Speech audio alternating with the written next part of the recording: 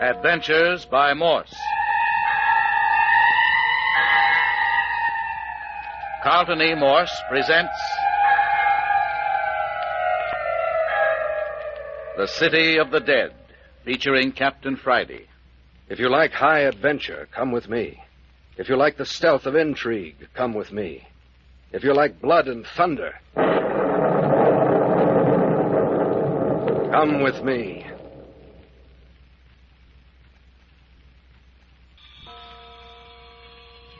"9 o'clock on the morning of the third day in the City of the Dead.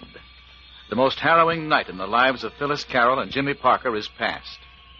During this night of terror, the following incidents have taken place. Captain Friday has disappeared. Jimmy Parker is convinced that it was Mayor Friday whom he and the captain saw digging in Ernie Morton's grave just before Captain Friday disappeared. One of the black pearls belonging to the collection of Theodore Beverly, Phyllis's grandfather, was found under her pillow. It was placed in the mayor's care, and within half an hour was taken from him by some mysterious person. Then, in conclusion, the inmates of the mayor's cottage, including Jimmy, Phyllis, old Dr. Tooner, and the mayor, watching the dawn break from one of the windows, saw old Clawfoot captured and carried off by someone unrecognizable in the dim light. But the night is behind them.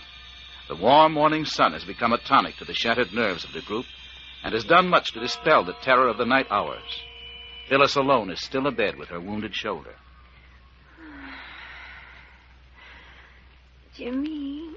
Well, hello there, sleepyhead. Good morning. Jimmy. Lie down, Philly. You hurt your shoulder. Oh, See? I told you. Now you lie still. I forgot. Jimmy, is everything all right? Right as rain. But old Clawfoot was kidnapped. All the better.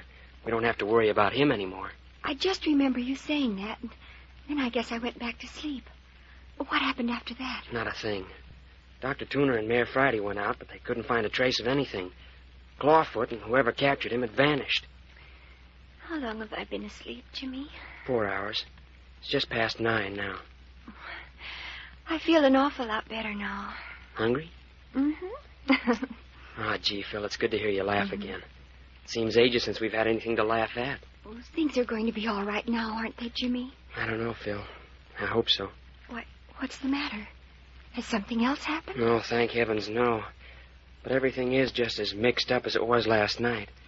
Just doesn't seem so bad in the daylight. Oh. And, Phil... What is it, Jimmy?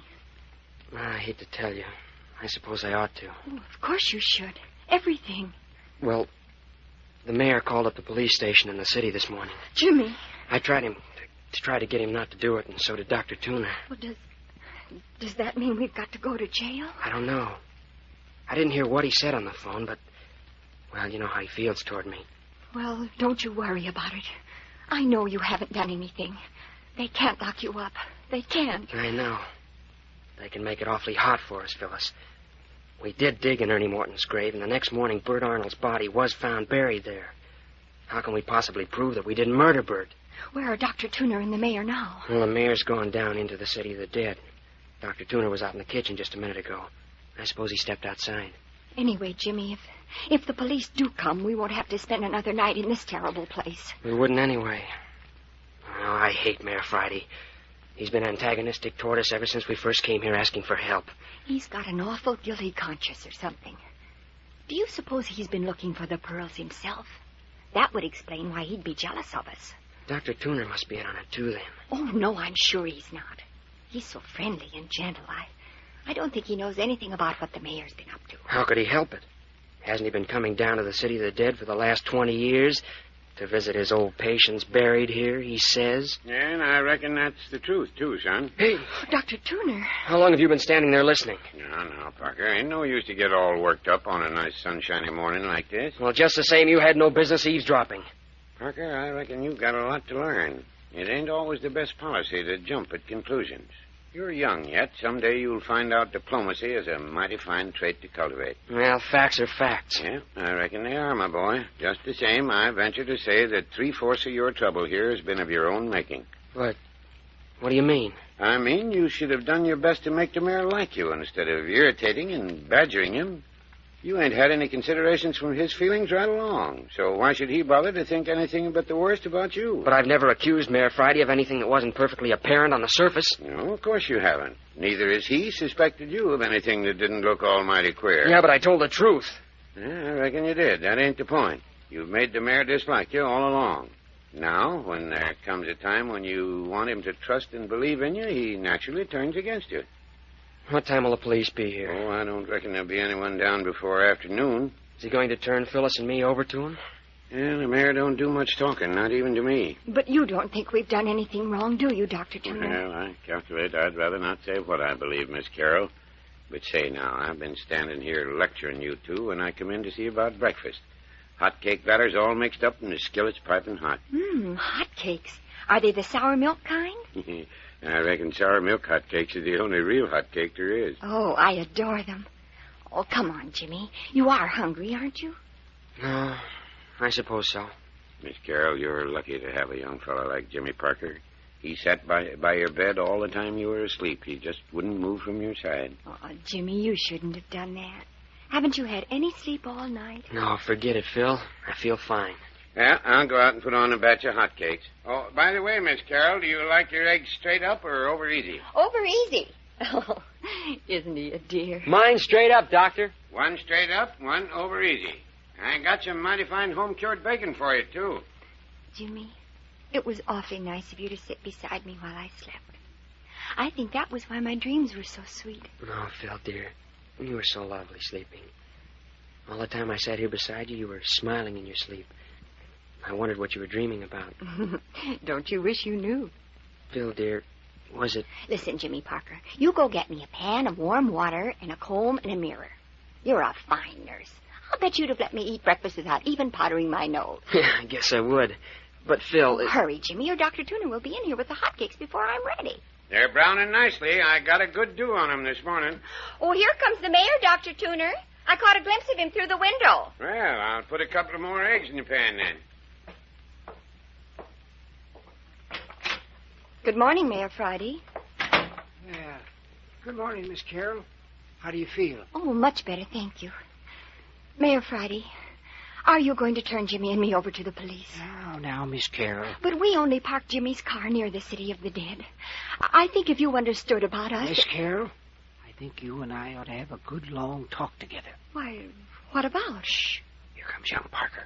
We'll talk about it after breakfast, huh? Here you are, Phil. Oh, Mayor Friday. Yes, it's me. Here, Phil's a basin of water, soap, and wash rag. Thank you, Jimmy. Now, if you'll get me a comb and a hand mirror... Sure thing. Comb and a mirror. All right. Here you are. Thanks. And now if you two men will go out in the kitchen with Dr. Tuner so a girl can have a little privacy... Sure, okay. Come on, Mayor Friday. We'll get together after breakfast, miss. Yeah, pretty good cook, if I do say so myself.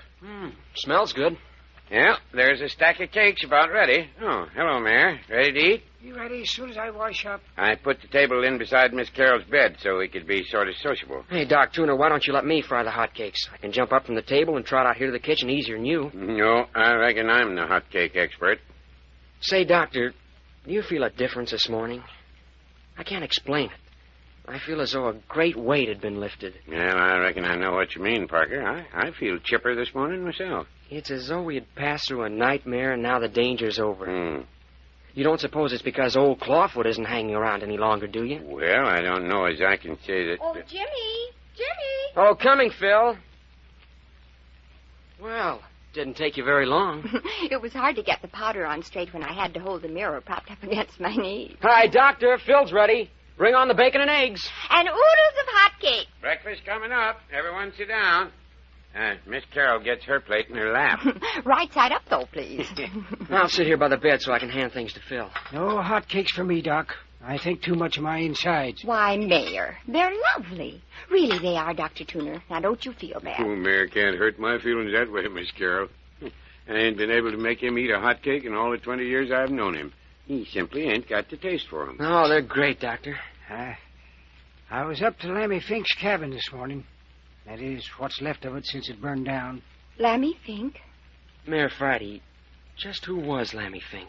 An old feller I had working for me in the City of the Dead. Kind of addlepated, but he was a good worker. Love flowers.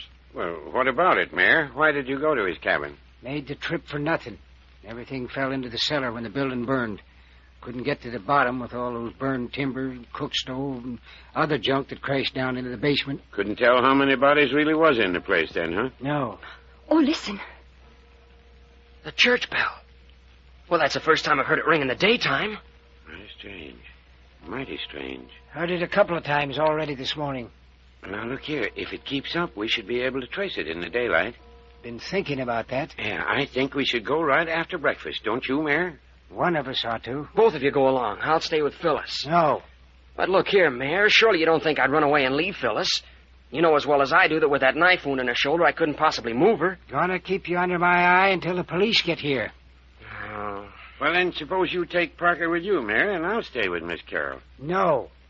Well, Mayor, I'll go look for the bell alone if you say so, but I'll tell you flat, I ain't hankering for it even by daylight. You know how the fog comes up in the middle of the day. It might as well be night when that miserable stuff settles down in the city of the dead. I ain't asking you to go alone. You'll take Parker with you. But look here, Mayor. I promised Phyllis I wouldn't leave her again, and I'm not going to. Jimmy, maybe you'd better do what the mayor says. You want me to go and leave you here with this... with Mayor Friday? Oh, no. Well, that is... Oh, please, Mayor Friday. Does Jimmy have to go? Yes. Well, I won't. Now, Parker, what was I telling you this morning? I reckon you better come along with me. Dr. Tuner, you don't want me to leave Phyllis with this man. Why not? I ain't gonna eat her. And if I should leave Phil and if anything should happen, I'd never forgive myself. Well, I reckon the mayor's just as capable of looking out for Miss Carroll as you or me. Yeah, but look here, if I can't stay with Phyllis, why don't you stay here, Dr. Tuner, and let Mayor Friday take me to look for the Phantom Bell? No. You're gonna do what I say. Well, I guess it'll be all right, Jimmy. You go along with Dr. Tuner. Something's wrong. Why do you want to separate Phyllis and me? Oh, now, Parker, nothing's wrong. Look here, young fella. I'm going to tell you something for your own good. The quicker you learn not to suspect the people around you, the better you'll get on in this world. You're keeping something from us. No matter what you think, Parker, you're going to out with Doc Tuner, and that's final. Supposing I refuse to go. You haven't got a chance of refusing. You're going with Doc Tuner even if he has to walk behind you with a gun. Oh, please, Jimmy. I'll be all right. Honest, I will. I don't like it. Well, I reckon you're Hello, what in Tunket made that shadow? Where's the sun? Gone behind a cloud, I suppose. No, 'tain't. It's the fog coming in. What, already? Saw it coming from way off when I was up at Lammy Fink's cabin. Yeah, looks as though we're going to hunt that church bell in the fog. Shouldn't have no trouble if it keeps a ringing the way it has been. Oh, dear. And I was feeling so much better. More hotcakes, Parker? No more. What about you, Phil? No, thank you. Mighty skinny appetites. Well, if everybody's finished, let's just carry the table back into the kitchen. Grab a hold there, Mary. Yeah. As soon as we get the dishes stacked, Parker and I'll go on down to the old church. Look here, Phyllis. If you're afraid to stay here alone with Mayor Friday, you just say the word and I won't go. That gun business is all hooey. Dr. Tuner wouldn't shoot anybody. No, Jimmy. You go ahead. It'll be all right. Really, it will. Only... Well, I wish this fog wasn't settling down on us again. It makes me cold inside just to think of it. Listen, Phil. I found this knife out in the kitchen. Jimmy! It's the one you were stabbed with. Oh, take it away. No, Phil. Take it under the cover with you. Oh, no. I don't want it. Don't let Doc or the mayor hear. Please take it. Hide it under the covers. I'll feel a lot better if I know you've got something to protect yourself with. I hate the sight of it. It's a terrible weapon. You'd be glad enough to have it if you were fighting for your life. What do you mean? Oh, nothing. Nothing really, Phil. Only, well, here, take it. All right, but...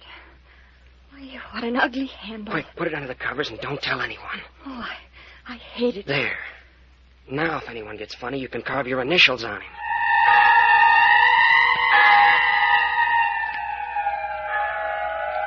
Why is old Mayor Friday so intent on having Phyllis to himself?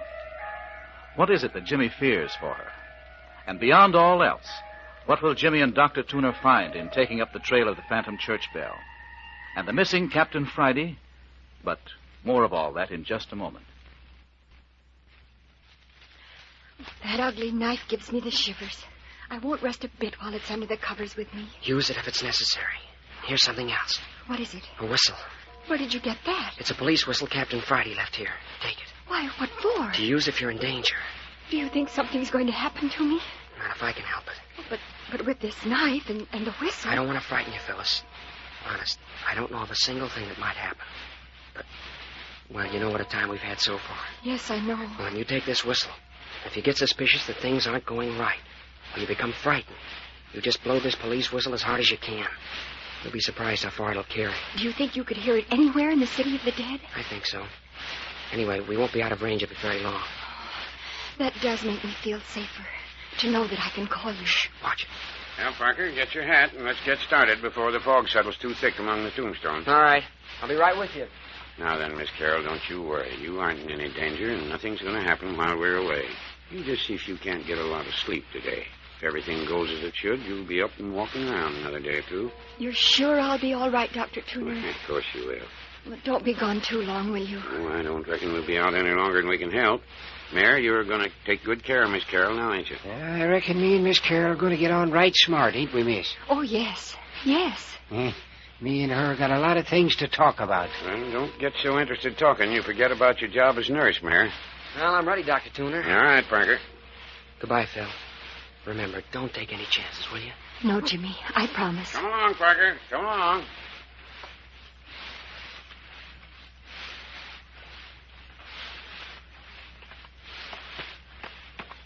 Look there, Dr. Tuner. There's Ernie Morton's grave just ahead. Let's look at it a minute. It's getting pretty foggy, Parker. We ought to keep moving. It won't take but a minute. Look here, Doctor. See, this is where Captain Friday and I were lying just before he sneaked over to the grave. You can still see the impression of my body in the grass. Looks so, all right, son. Of course it's so. If that bell keeps ringing like this, we shouldn't have any trouble following it. Look here at the grave, Doc. Oh, come along, boy. Come along. But I want to prove to you that the grave was opened last night. Yeah, how'll you do that, Parker? Here. Look at this piece of sod turned upside down. Yeah, what's that prove? Look. The grass is still fresh and green when I turn it over. If that sod had been lying bottom side up since Captain Friday opened the grave 3 nights ago, the grass would have wilted, wouldn't it? I reckon you're right, son. Of course the grave was opened last night. You know what I think? Come along. You can talk as we're moving along. I think that it was Mayor Friday himself digging in that grave. Well, that ain't nothing new. You've been intimating that that's what you thought right along. Well, I never came right out and said it before. Yeah, there's the old church looming up down there through the fog. We must be getting near the bell. Doesn't sound much closer, though. What sort of woods are those behind the church? Oh, hardwood, mostly. Oak and beech, I reckon. Shall we go on down to the church and make that our starting point? All right. Hey, what do you keep cocking your ears back toward the house for, Parker? You can't hear anything down here. Don't know. Thought I might. That's a queer thing to say. What do you expect to hear this far off? Oh, never mind. Well, where are we going to look for this bell? Well, I reckon the best thing we can do is sneak down there alongside of the church and just sit and wait till we hear it. That'll give us a clue to work from. Yeah, but we might sit all day. Hey, there you are now. Listen. Gosh, can't tell anything about it, can you? Don't seem to come from any direction at all. That's a fact. Listen. Seems to be coming from the church, don't you think? Well, it ain't possible. The mayor and I gave the place a good going over, and so did Captain Friday, and the bell ain't in the ruins. Listen. Stopped again. Look, Parker, I've sort of had an idea that bell might be out there in the woods in back of the church. What do you think? Well, maybe. Sounded in the church to me. Well, now, just supposing it was hanging out on a limb of a tree in the woods and was swinging free. The wind could blow it or rock the tree, and it'd ring soft-like off and on, just like it has been. But what would a bell be doing up in a tree? Ain't any explaining a good many things down here in the city of the dead these days. Well, why these long waits between the ringing? Sometimes it's been hours. Well, perhaps there hasn't been enough wind to ring it. Well, there's as much breeze now as there was a moment ago when the bell was ringing, and that isn't any. Well, there she goes again. Now, listen careful and try to place the direction the sound's coming from. Just the same as before. I'd say the church. It does sound so. But it can't be, I tell you. Still, if it was out in the open, we ought to be able to walk right straight toward where it's ringing. Well, are we going to stand here all day, or are we going to scout around and see what we can find? Yeah, this damn burned fog would have to come down just now. Danged if I know which way to turn. Look here, Dr. Tuner. Let's go inside the church and listen. Maybe we'll get some clues that way. Might as well, I guess. Ain't no good standing around out here getting fog in your ears and throat and down your neck. The pesky stuff. Up in San Francisco, I rather like the fog. This is miserable stuff down here, all right. I've hated it ever since I can remember. Decayed atmosphere, that's what fog is to me. A nice day that's begun to rot. That's a pleasant thought. I can't help it. I always get the grumps and the creeps and the sniffles in the fog. Worst nightmare I ever had was about fog. Well, here we are. We might as well go in.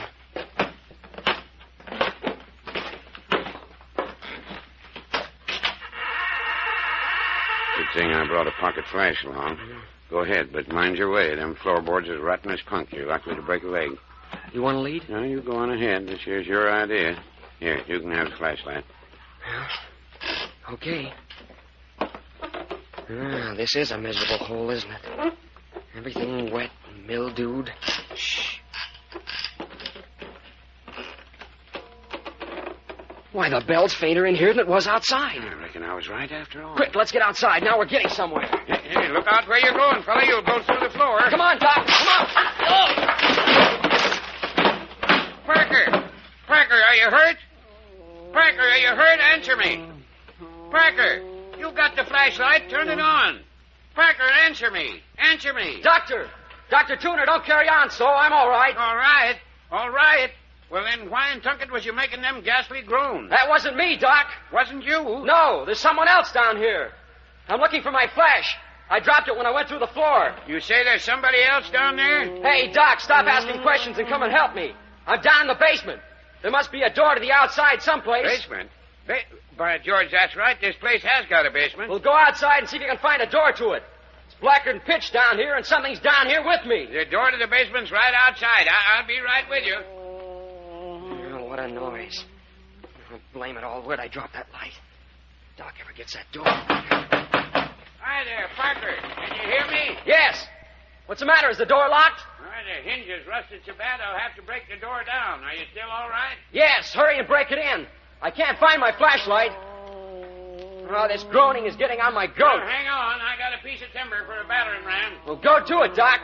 Oh, this is great. The bell! Hey, Doc, the bell! Hurry, Doctor, I discovered something. Dr. Tuner, I found the bell. The phantom church bell's here in the basement. Parker, are you crazy? No, I'm not. Here's my flashlight. There. There's your church bell. Look. Look there in the corner. Yeah. A man bound and gagged. Come on, Doc. Oh, so that's where them groans come from. You know him? No. Never saw him before in my life. Here, help me untie him. Hey, look at here. He ain't only bound and gagged, he's roped to this 2x4 in the wall. They weren't taking any chance on his getting away. Poor chap.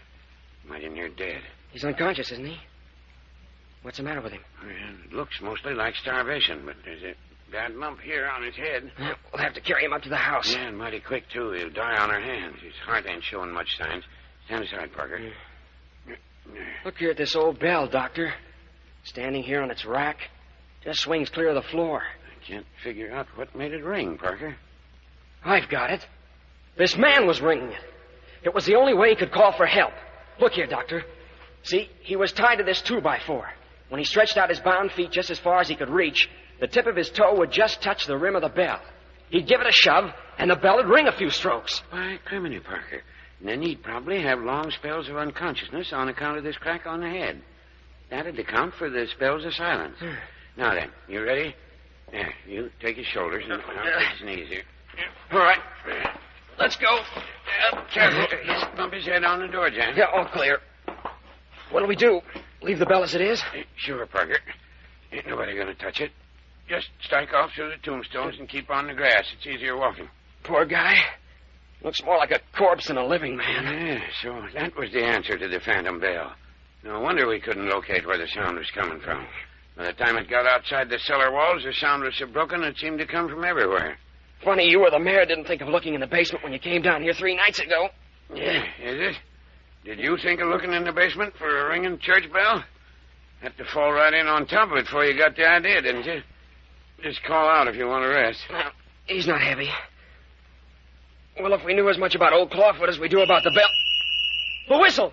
That's Phyllis! Hey, don't drop the man. It's Phyllis, Doc! Something's happened to Phyllis! Hi, Parker, come back here. Something's happened to Phyllis! Don't you hear the whistle?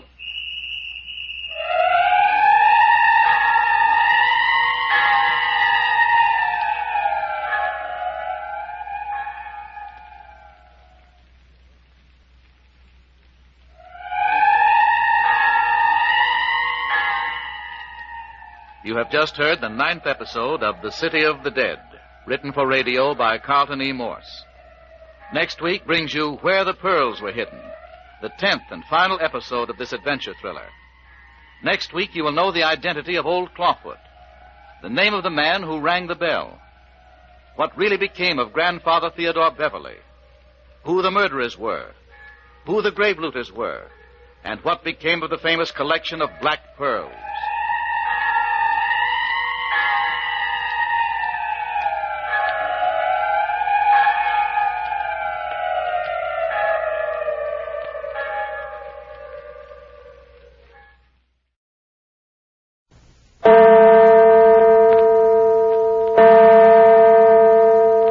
Adventures by Morse.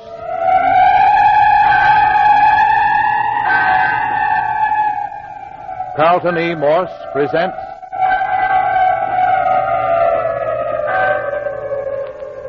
The City of the Dead, featuring Captain Friday. If you like high adventure, come with me. If you like the stealth of intrigue, come with me. If you like blood and thunder, come with me.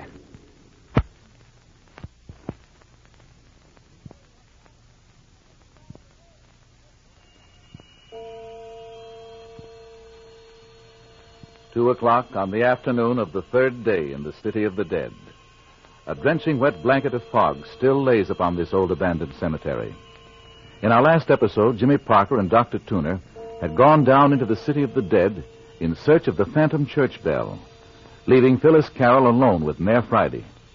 Jimmy tried to prevent this arrangement, but was unsuccessful, and so at the last minute he slipped Phyllis the knife with which she had been stabbed 2 days previously, and a police whistle. If in danger, she was to blow the whistle. Jimmy and Doc then went down to the old church ruins and accidentally discovered the bell in the basement of the ruins. But that wasn't all we found. There was a man down there. He was bound and gagged and near death from a blow on the head and from starvation. He was the one who had been ringing the bell. Dr. Tooner and I unbound the now unconscious fellow and started back to the cottage with him. And halfway there, suddenly out of the murk and gloom came the piercing squeal of a police whistle. I knew that meant Phyllis was in danger.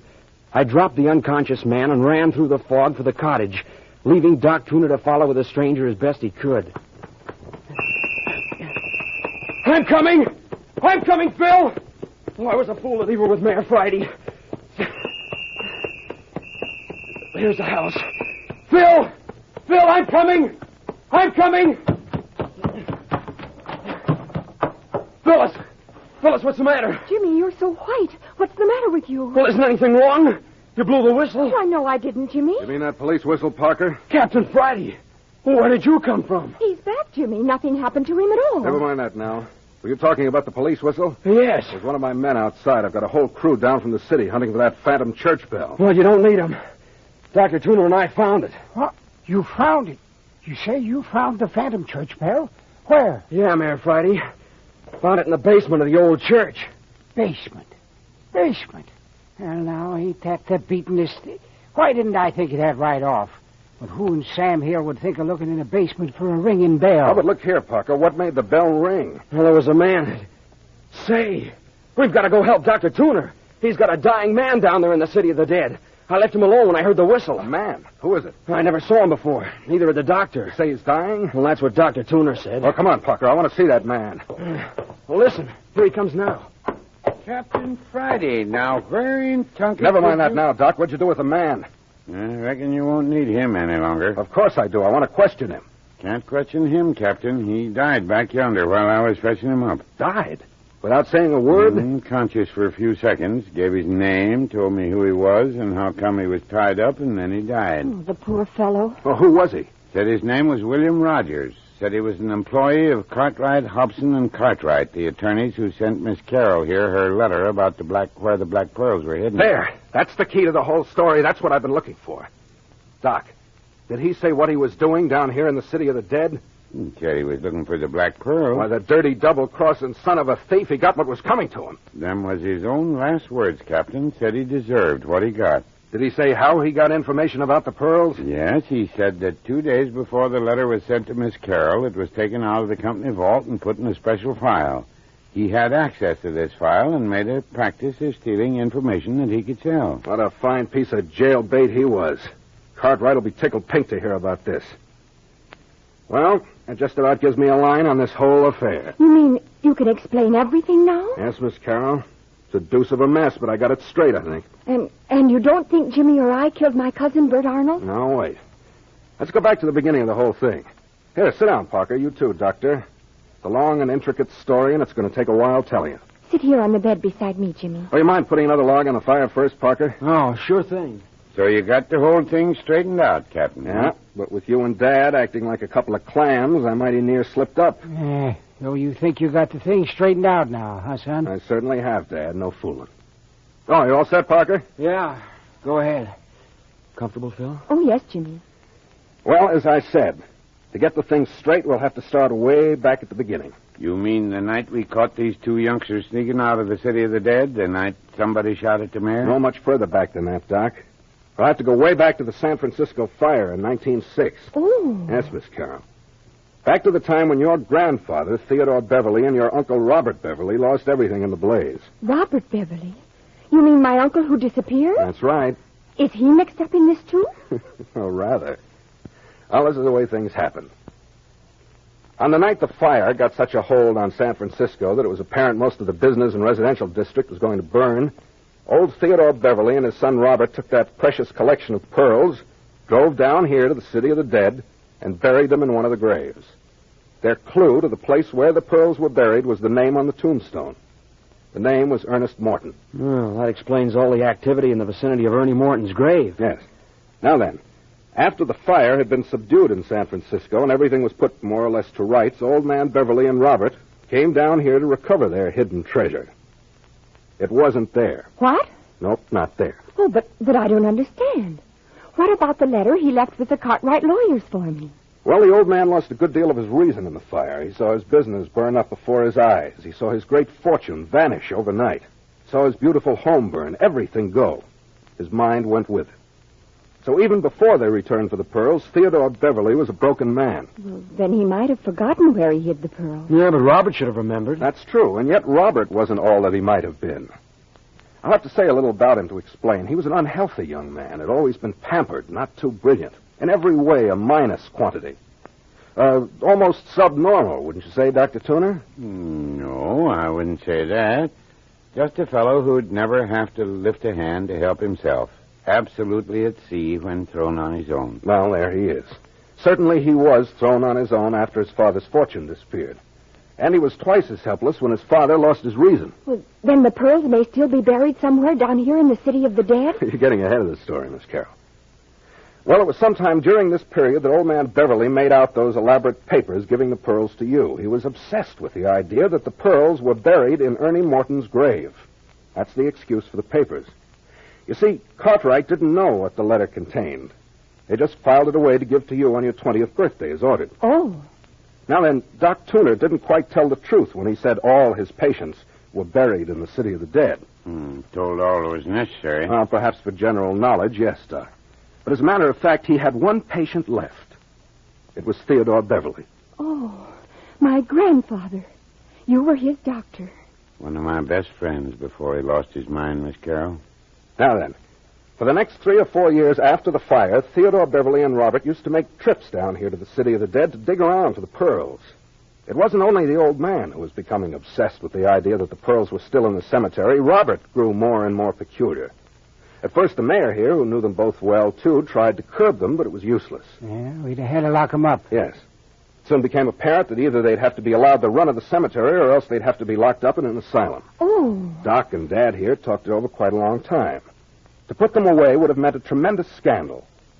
So finally, after much thought, Dad built a little cabin back there in the woods and moved both of them in. Say, look here, Captain Friday. You're not going to tell us one of them was masquerading as Lammy Fink. Exactly what I'm saying. Robert Beverly and Lammy Fink are one and the same person. Yeah, but if you knew... I didn't know it, Parker, until I got on this case. I grew up as a kid down here thinking that Lammy Fink was no one else but Lammy Fink, an addle-pated gravedigger, and that the old man who lived with him was his crazy father, Old Fink. So Mother's suspicions were right. Grandfather wasn't drowned. No, not drowned. They just faded out of the world they'd always lived in and became mere shadows in the city of the dead. Their obsession concerning the pearls took a peculiar form. They set up a sort of guardianship over the city of the dead. They watched everyone who approached the cemetery like hawks. Everyone who came down here, they believed, were here to dig for their pearls. Yeah, never hurt no one. Just watched them until they left. That's right. Well, it got so they didn't do much digging themselves. The old man would grow uneasy about once a month and go out and dig like fury for a few hours. Dad here got so he could tell when a spell was coming on. After old man Beverly had worn himself out and had left, Dad would go down and fill up the hole and replace the turf. So that's how all those graves have been refilled so mysteriously. Remember, Captain, I told you the place where Phil and I had dug had been covered up. And the grave was refilled after we opened Ernie Morton's grave and found Bert Arnold. Yes, Dad was responsible for all that. Well, now, that brings us down to the night that the phantom bell started ringing and old Clawfoot put in his appearance. And you, Miss Carroll, and Parker here were captured. Yes. Well, who was old Clawfoot, Captain Friday? Ah, just a minute. At least 2 days before you and Parker came to the city of the dead, Dad here discovered that the cemetery was receiving night marauders other than Robert or old man Beverly. He called Dr. Tooner down the second day, and things had just about reached some sort of a mysterious climax when you two kids walked onto the scene. Dad and Doc naturally thought they'd finally caught the guilty parties, and they locked you up. They didn't call the police because they feared giving away the Beverly secret, which they dreaded doing after all these years. So they just locked us up. That's it. But they were curious about this phantom bell. They went down to the old church and found that new rope hanging from the ceiling. As you know, Dad pulled the rope thinking it would ring the bell, and he was creased by a bullet. Yes. Well, who did that? That was a booby trap. That rope wasn't fastened to a bell. It was fastened to the trigger of a revolver on the opposite side of the room. A thread fastened to the rope ran across the ceiling and down the opposite wall to the gun, which was pointed directly at the rope. Anyone pulling the rope would be in a direct line with the bullet. But who would rig up a trap like that? That's what took me the longest to figure out. You see, it wasn't the sort of thing a person of old Clawfoot's type would do. This was underworld stuff.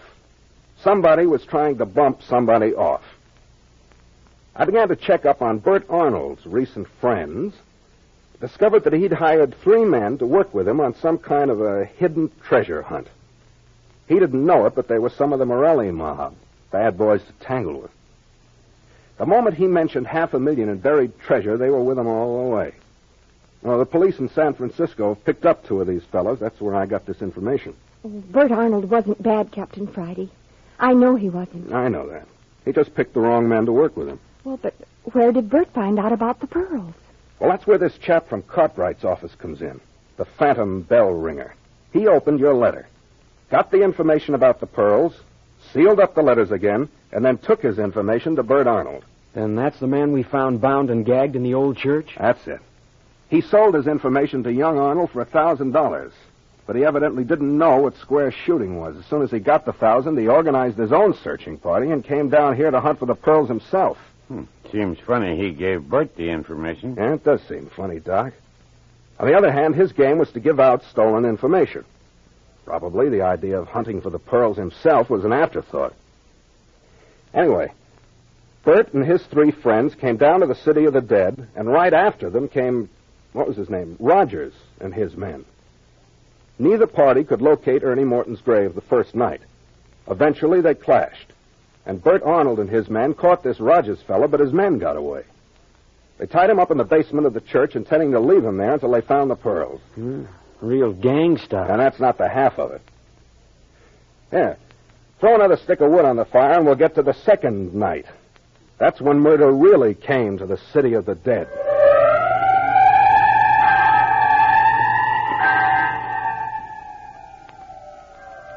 Slowly, the skein of intrigue and desperate action is beginning to unwind. When Jimmy and Phyllis came down to dig in the grave of Ernie Morton, they set into motion a train of events which shook the whole graveyard. Death was breathing down their very necks. But wait.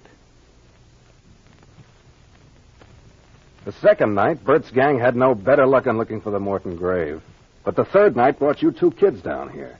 You went directly to the grave. How did you find it? Well, there's a map in the City of the Dead with all the plots named on it in the recorder's office in the City Hall up in San Francisco. We found it on that before we came down. You don't say. Well, you're not so dumb. Oh, now to get back to the gun trap in the church. Bert's men were using the church for a hangout in the daytime, doing their searching at night. One evening, while Bert and his men were out, Roger's men slipped into the back room and rigged up the booby trap for revenge, hoping that one of the other gang would be shot. Evidently, however, Doc, Tooner, and Dad were the first to run across it. Yeah, just my kind of luck. What a horrible, cowardly thing to do. Well, now to get back to the night you came down. You went to Ernie Morton's grave and began to dig. It wasn't any time until Bert and his men heard you and crept up to see who it was.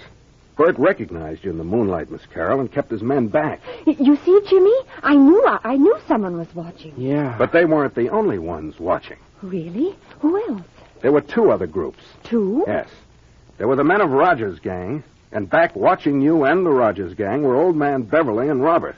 Well, now, if that wasn't a setup. Finally, Miss Carroll, you became frightened, and you made Parker quit digging before he'd really had a chance to get deep enough to find anything. I couldn't stand it any longer. The minute you two left, Bert and his men sneaked up, saw that it was Ernie Morton's grave you were digging in, and took up the work where you two left off. You see, they saw that you hadn't found the pearls. Oh, I'm glad we didn't find them now. Just think what might have happened. Well, the Rogers gang waited until you were out of hearing, and then they jumped Bert and his men, and in the fight, Bert was strangled and his men driven off. Oh. Then they, in turn, took up the job of digging. Then the Rogers gang got the pearls after all? Now, wait a minute. After they dug to their satisfaction, they threw Bert's body in the grave and partly covered it up. Later, Dad came along and saw the half-opened grave, and thinking that Old Man Beverly had been up to his tricks again, filled it in, not knowing that he was helping to cover up a murder. But what about the sobbing we heard on the road? And who stole Jimmy's car? The car was stolen by Bert's three friends. They wanted to make a quick getaway after Bert was killed.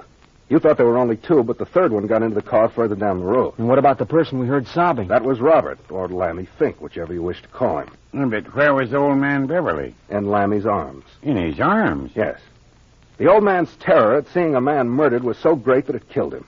Lammy, or Robert, grabbed his father's body up in his arms and fled sobbing through the tombstones and down the road. That's who you two youngsters hurt. Yeah, but look here, Captain. I thought you told me it was Lammy Fink who was scared to death. Well, I thought it was at first. You see, I hadn't seen either Lammy or his father for 10 years or more. Besides, they only had a few moments to examine the three bodies down in the cellar of Lammy's cabin before the place was set on fire. Light was bad, and added to that, Lammy and the old man always did look a great deal alike. Yeah, but Dr. Tooner and the mayor should have recognized the old man. Well, they would have, except that they had even less time to look over the bodies than I had. I thought Lammy's face looked awfully old, but the captain said it was Lammy, and I never thought to check up. The light was so bad I didn't even get a good look at his face. So my grandfather has just died. It seems so strange. I can't realize it. You see, I've thought of him as dead for more than 10 years. But that means Lammy Fink isn't dead. Yes, Parker. That means Lammy Fink isn't dead. Well, where is he then? In custody. You mean Lammy Fink is in jail? Robert Beverly, alias Lammy Fink, is under observation. But we'll get to that presently. The next question in line is who burned Lammy's cabin? Yeah, I'd like to know about that myself. Well, it was one of Bert's gang, Dad. They made their getaway in Parker's car, but they'd left so many clues behind them that it was necessary for them to return and sort of clean up. I got this from one of the men we caught. According to him, they returned the next night after Bert was killed and saw us dig up Bert's body. We left him at the grave while I went after a stretcher, and you, Dad, and Doc here, dashed off after old Clawfoot. Parker was still out from that clip I gave him on the jaw. They sneaked in and got the body. Parker woke up just in time to see someone carrying the body away in the fog. But why'd they bother about the body? Because they knew that as long as we didn't know who was murdered, we wouldn't be able to get a line on their gang. That likewise was the reason for the burning of the cabin. Now, the next incident was the murder of the stranger who tried to saw his way into Parker's room. The man we saw Clawfoot murder? Yes, that was another member of Bert's gang. Remember, I was clipped on the head, and his body also stolen for the same reason that Bert's was stolen. To hide the identity of those still remaining alive. Yeah, but how did the bodies get in the cellar of Lammy's cabin? Well, according to the men we have in custody, They put the bodies in the cabin thinking it was a deserted shack. Lammy must have come along and lugged them down into the basement and arranged them alongside the body of old man Beverly. Lammy, by this time, was completely out of his head. Say, Captain Friday, just when did you capture Lammy Fink? Later. Oh. But why did Clawfoot kill him? To protect you and Miss Carroll. To protect... Say, who is Clawfoot anyway? Oh, Jimmy, don't you know by this time? It was Lammy Fink, of course. Yes, Lammy Fink. Or if you prefer, your Uncle Robert, Miss Carroll. Oh, well, then he must have known me. Yes, he knew you all right. That was why he patrolled about the house. That's why he brought you the Black Pearl. The Black Pearl. Clawfoot or Lammy Fink brought me that? Yeah. The night he broke into the cottage. He put it under your pillow when you fainted. He threw the knife through the window that stabbed you, too, Miss Carroll. He did? Well, but why if he was protecting me? He didn't mean to hit you. That was an accident. By the way, where's that knife? What? Well, but tell me, Captain Friday, why did he throw it? Well, where's the knife? I'll show you. Well, Give it to him, Phyllis. Well, what's it doing there in bed with you? I gave it to her for protection when I had to leave her. Oh, you did you? Thought I was going to murder her, I suppose. Oh, I'm sorry, Mayor Friday. Honest, I am. I shouldn't have suspected you, but... Well, I had to do everything I could to protect Phil. I think I understand, boy. Forget it. Well, look here at the knife. See here how the handle screws off the blade? Oh, what's inside? There. The Black Pearl. Not the Black Pearl, Miss Carroll. A Black Pearl. But I don't understand. Well, it's simple. Old man Beverly kept 2 of the pearls out of the collection for some unaccountable reason. And the old man died, Lammy fell heir to them, and he was trying to give them to you. He was highly unsuccessful both times he tried. The first time he almost stabbed you to death. The second time he nearly frightened you into fits. Say, I reckon while we're on the subject of that visit, I want to know how the mayor here got out of that bedroom when he was locked in. Oh, that? Yeah, that. Well, the mayor had slipped out of the house hours before. I didn't know where he was or what he was up to, but I didn't want the rest of you to know he was out and increase your suspicion. So I pretended he was asleep, and I locked the door. I'll be dead, Burns. So it was you, Mayor, who was digging in Ernie Morton's grave at the end of the trail of bones. No, Parker, Dad wasn't digging in the grave. He was just filling up the grave that Robert Beverly, alias Lammy Fink, alias Clawfoot, had opened. He was getting battier and battier. The opening of the cottage door and dropping that skeleton inside was one instance. The scattering of his bones through the city of the dead was another. And finally, he gathered them up again in a sack and left them on the porch. But I want to know what became of you, Captain Friday, while I was lying behind that tombstone. Well, you have got an explanation coming. I saw it was Dad in the grave. I didn't want you to see him. So I made you lie flat, and then I sneaked out and took him away. After you'd gone back to the cottage, Dad finished filling up the grave and then returned to the cottage. So that's how it was. And about that gold pencil you had, Mayor. Go ahead and explain it, son. Well, when I caught Dad in the grave, I had him in a tight place. So I made him sit down and write out the whole story, most of the story I've told you. He'd been trying to cover up for the Beverleys, but I made him give me the lowdown then and there. Anyway, he borrowed my gold pencil and then stuck it in his pocket. That's how that happened. I hear you tried to lie out of it, got caught, Dad. No. Doesn't pay to lie if you aren't good at it. Now then. But who jerked the mayor in my bedroom and robbed him of the other Black Pearl? Here, just a minute. Yeah, here it is. Here's your other Black Pearl. Then it was you in there. Yes, I needed that pearl. But I didn't choke Dad to get it, and I didn't take it away from him. He gave it to me. Well, I had to tell some story. You didn't want him to know the truth. That's right. You see, folks, I wasn't getting anywhere working in the open, so I decided to disappear and keep my eyes on things from cover. Didn't take long to get to the bottom of things that way. Was it you that kidnapped Clawfoot out in front? Yes. Did you see that? Well, partly. It was still so dark we couldn't see who it was. It was I. Say, what made him make those horrible noises? Why didn't he talk? I rushed into the city and an examination was made. His throat became paralyzed, evidently, the night he saw Bert Arnold murdered. It was a condition paralleling his mental state. All he could do was wail. Oh. Well, but why did he wear that funny robe, then? And what about his claw feet? Oh, yes, his claw feet. Haven't you ever seen these Indian moccasins made out of the foot skins of animals with the claws left in to make them ornamental? By gum, of course. Oh, then his feet weren't clawed at all. No. Lammy had a pair of those moccasins. He lost all of his clothes. When the cabin was burned, he didn't even have a coat. It was awfully cool. Dad had some sheets out on the line airing, and Lammy stole one of them to wrap himself in. Oh, the poor thing was just trying to keep warm. That's all. He wasn't the least bit interested in being ghostly. Well, isn't that the limit? About explains everything, too, I guess. No, there'll be points coming up from now on, but that covers the most important phases of the case. Yeah, but look here, you haven't even touched on the most important thing of all. Yeah? Yes. What's become of Theodore Beverly's collection of black pearls? Oh, the black pearls.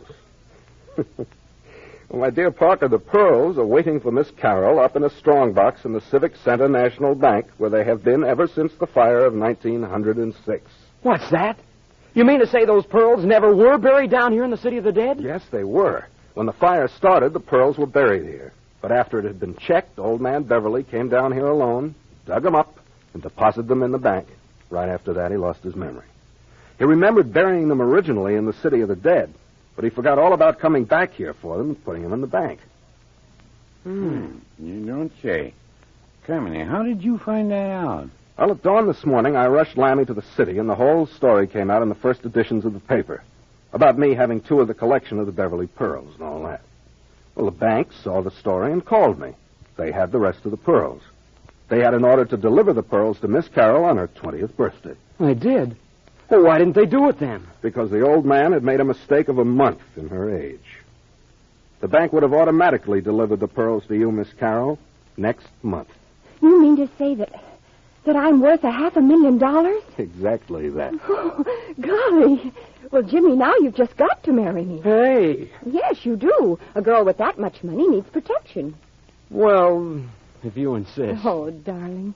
And you're all invited to the wedding. Yeah, and we'll be there. Don't you think we won't? And you, Captain Friday? Well, I don't know. I've got some business that's going to take me out of town if I get back. What kind of business, son? Military intelligence, Dad.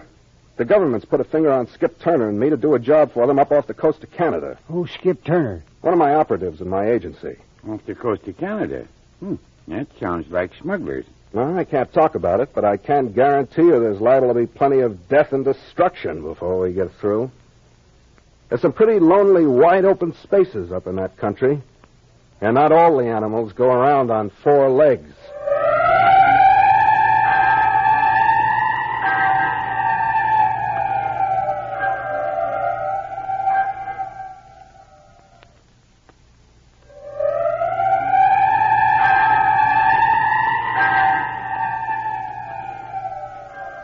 Smugglers, death and destruction, a country where all the animals don't go around on four legs.